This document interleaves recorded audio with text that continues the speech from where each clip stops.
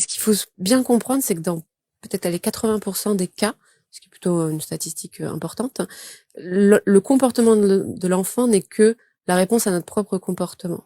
Ça va bien culpabiliser tout le monde. Ouais, c'est vrai, mais c'est la vérité. Ça, c'est alors. Si votre enfant a un problème, c'est vous le problème, en réalité. Non, vous voyez ce que je veux dire? Non, mais des fois, c'est important de travailler. En fait, on a besoin aussi de travailler sur soi en tant que parent. Bien sûr. Et dans la plupart des consultations que je fais, et c'est toujours assez délicat, parce que le parent vient parce que son enfant a un problème, et on va proposer aux parents de travailler. Et je travaille bien souvent avec le parent, plus avec le parent qu'avec l'enfant. Et ça leur fait du bien aussi. Et l'enfant est là? Ça m'est arrivé. Ça m'est arrivé d'avoir effectivement un cas d'une maman qui n'allait pas bien, vraiment. Enfin, elle allait pas bien et elle avait peur.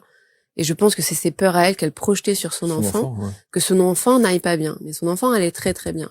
Et en fait, j'ai proposé un jeu de rôle, sans dire à la maman que c'est elle finalement qu'on travaillait. Mais comme elle était d'accord pour faire le travail, l'inconscient était d'accord. Donc on est toujours, on travaille pas à son insu.